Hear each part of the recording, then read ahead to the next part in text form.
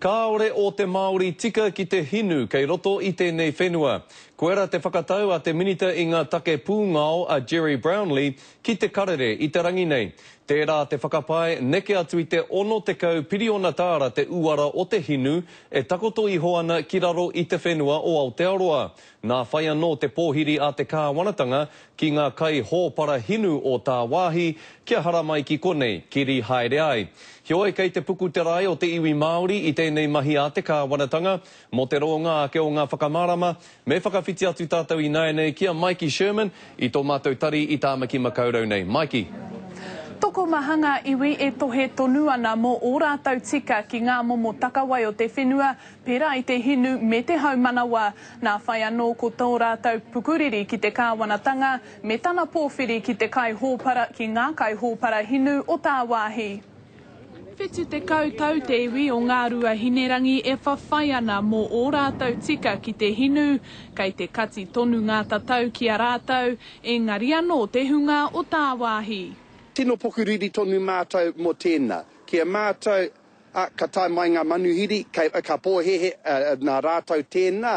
Kua tukuna te karanga i te kāwanatanga ki ngā kai hōpara o tā wāhi kia tirohia ngā hinu o Aotearoa, ko te whakapai kei te takiwa o te 60 piriona tāra te wāriu, ko taranaki tētahi o ngā rohe e ki ana i te kaura pango nei.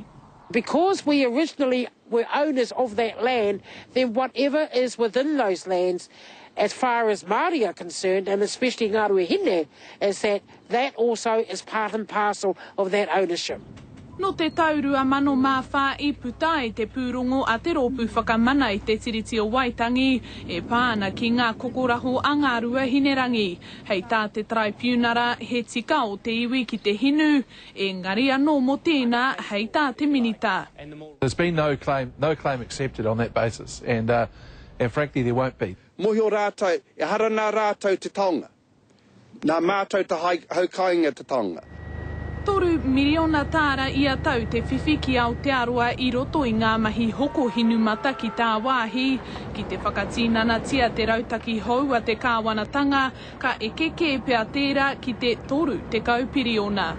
There is no Māori organisation in the country that I'm aware of that would have sufficient funding to be able to develop the resource as large as this.